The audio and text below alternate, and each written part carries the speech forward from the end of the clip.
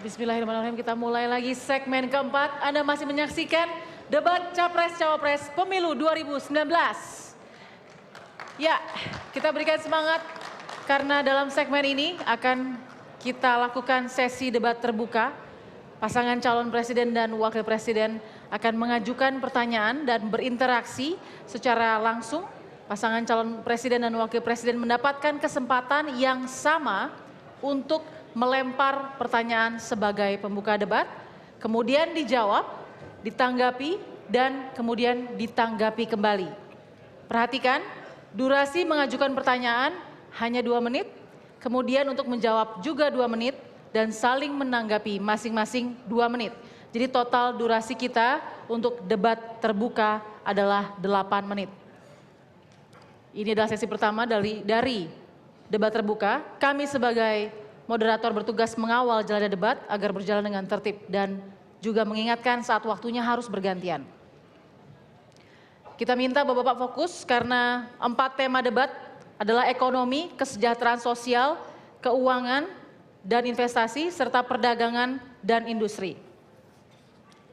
Kami persilahkan calon presiden dan wakil presiden nomor urut 01, Bapak Joko Widodo dan Pak Maruf Amin, untuk memulai bertanya pada sesi pertama debat terbuka. Waktunya 2 menit dimulai saat Anda bertanya.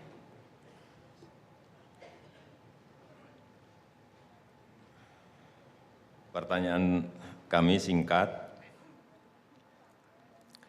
Apa yang akan Bapak Prabowo lakukan dalam rangka pengembangan ekonomi digital, dalam hal ini pengembangan e-sport, Mobile Legends ke depan?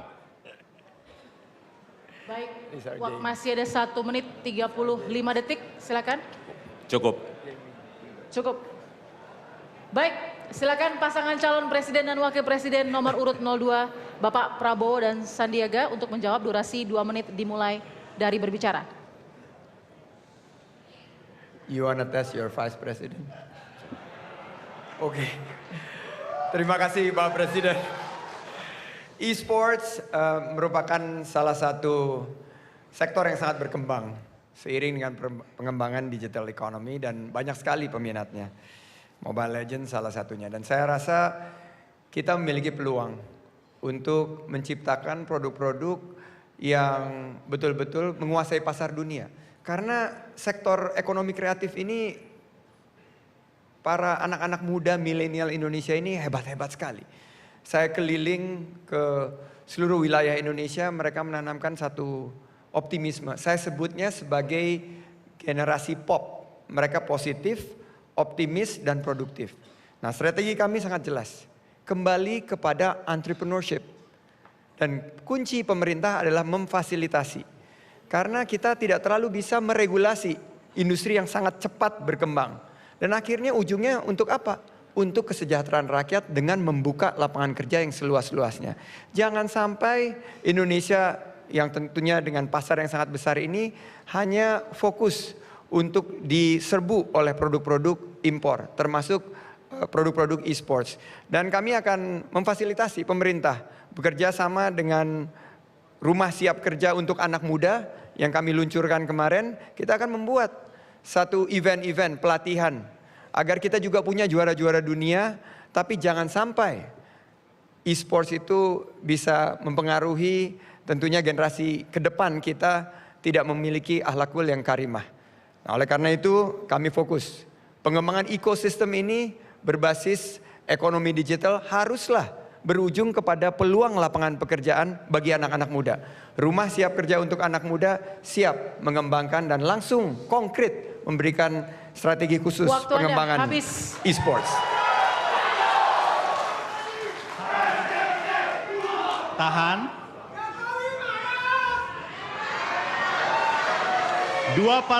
Dua pendukung harap tenang.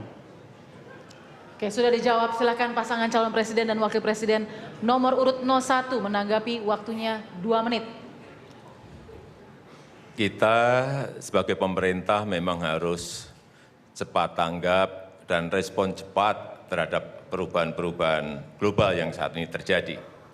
Barang-barang baru masuk begitu cepatnya setiap hari, ada artificial intelligence, Internet of Things, big data, virtual reality, kalau di bidang keuangan Bitcoin, cryptocurrency, ini pun juga sama. Ini ada sebuah profesi yang sekarang ini anak-anak muda senang menjadi gamer, menjadi gamers.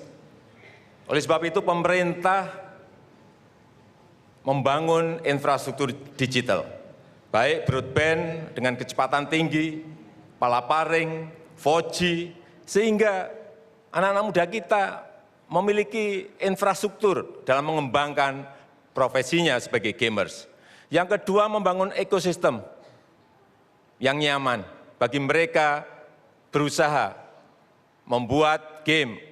Dan ini saya kira sebuah peluang yang besar bagi industri game di Indonesia. Kita melihat juga bahwa nilai ekonomi di bidang ini bertumbuh sangat pesat. Catatan yang saya terima di 2017, perputarannya sudah mencapai 11-12 triliun dengan pertumbuhan per tahun 25-30%. Oleh sebab itu jangan sampai kita terlewat merespon setiap perubahan-perubahan yang ada. Kemudian juga kita melihat anggaran-anggaran iklan sekarang bergeser ke sana. Bergeser ke sana dalam jumlah yang sangat besar. Ini juga harus dilihat dan diwaspadai. Sehingga kita merespon dengan regulasi-regulasi yang benar. Kemudian juga menjadi pemain e-sport yang profesional itu butuh sebuah fisik yang baik. Butuh latihan-latihan yang detail. Sehingga betul-betul nanti menjadi profesional dunia. Bapak. Baik.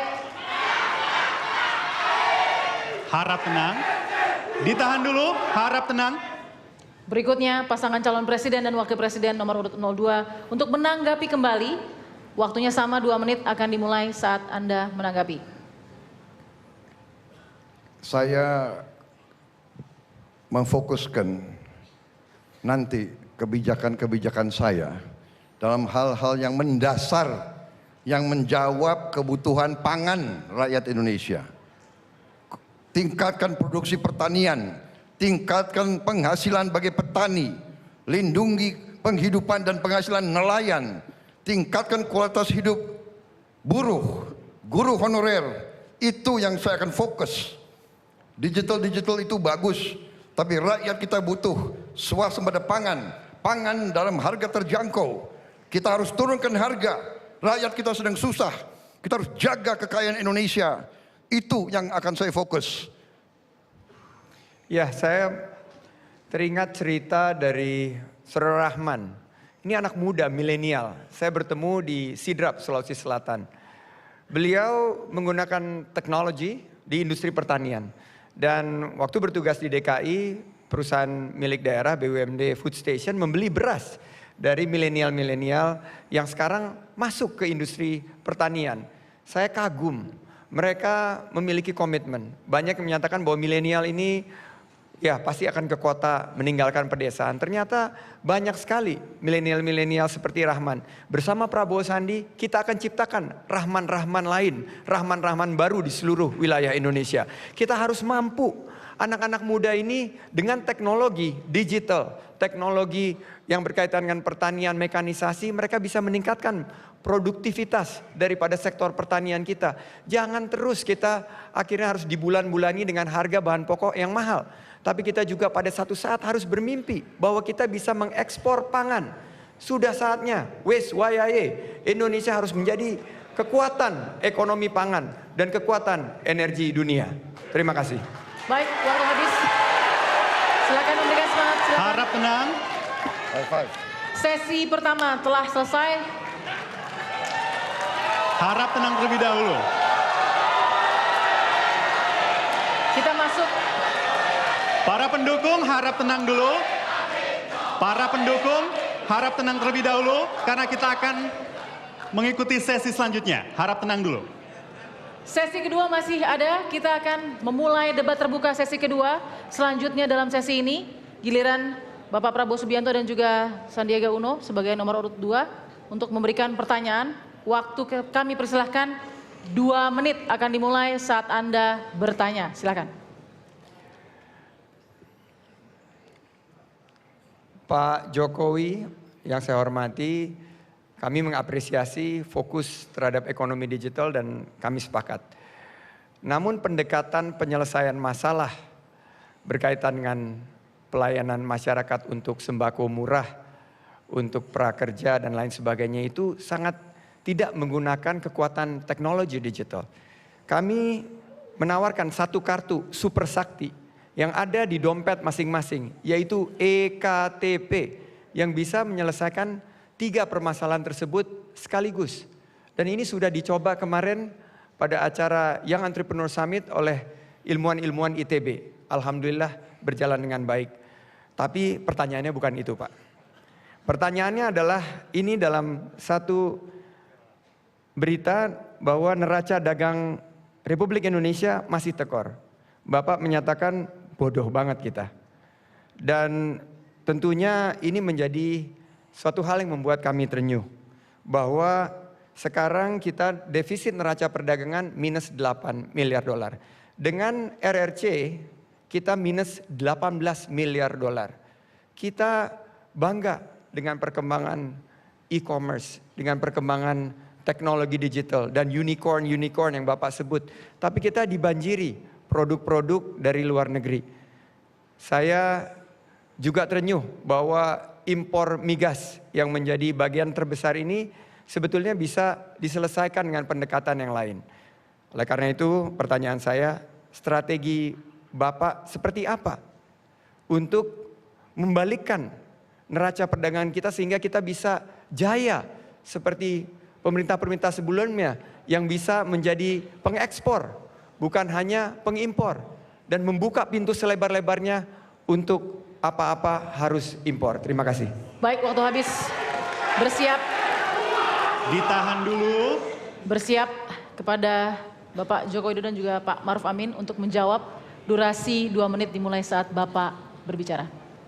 Saya kira data terbaru yang harus saya sampaikan kepada Bapak, tahun 2018 memang neraca kita defisit kurang lebih 8 miliar US dollar.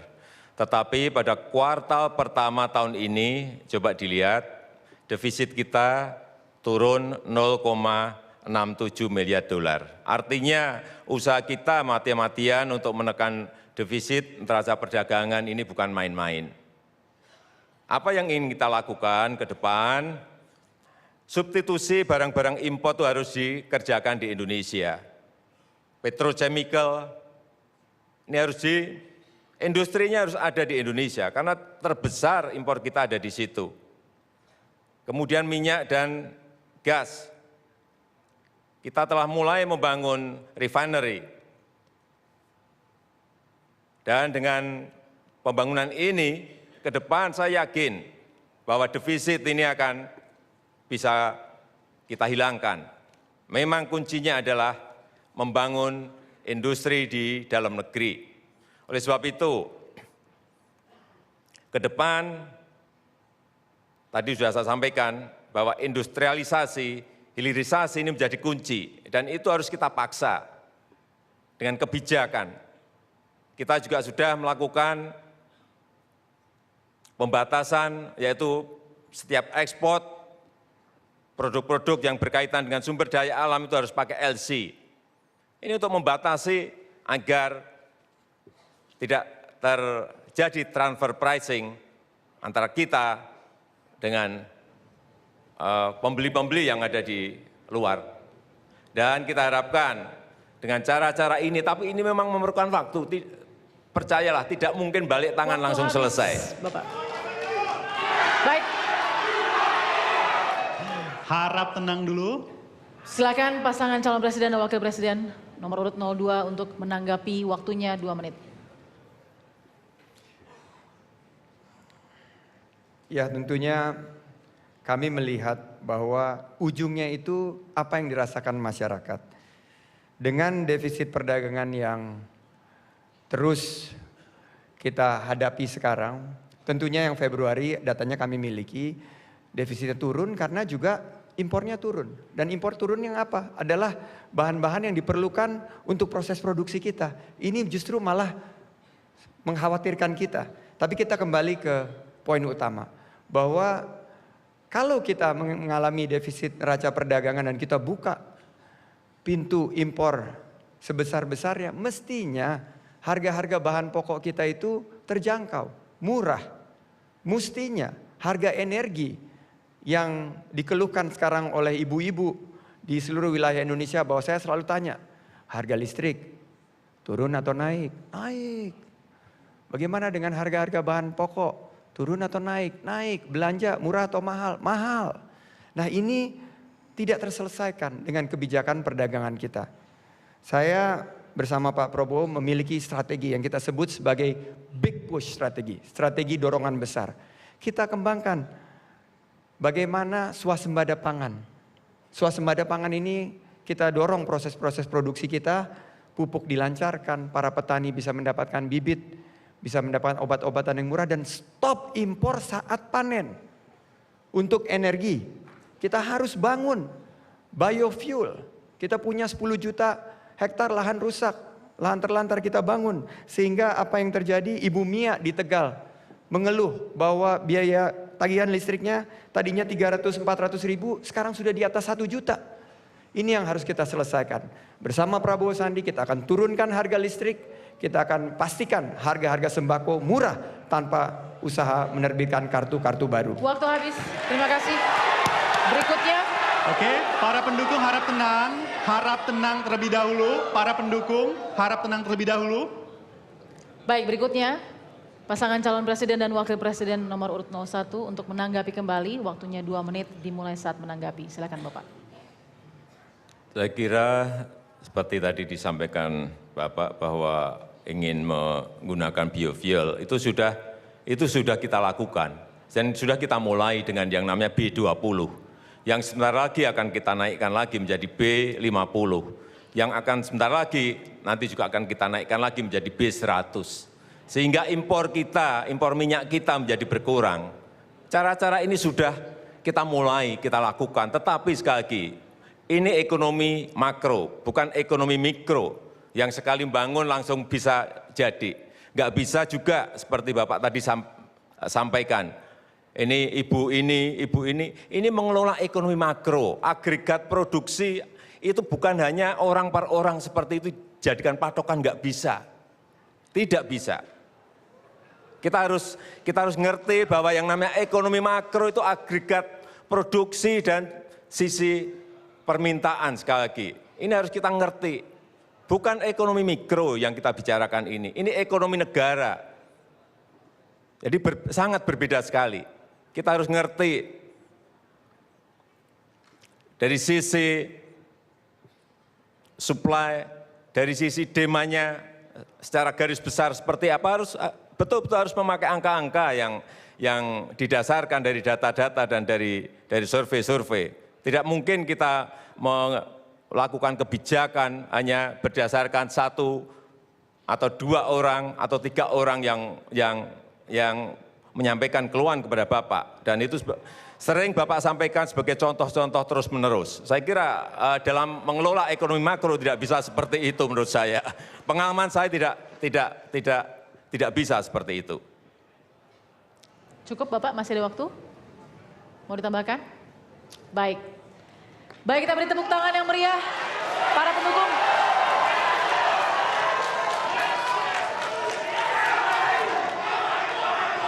Cukup. Harap baik. tenang, cukup.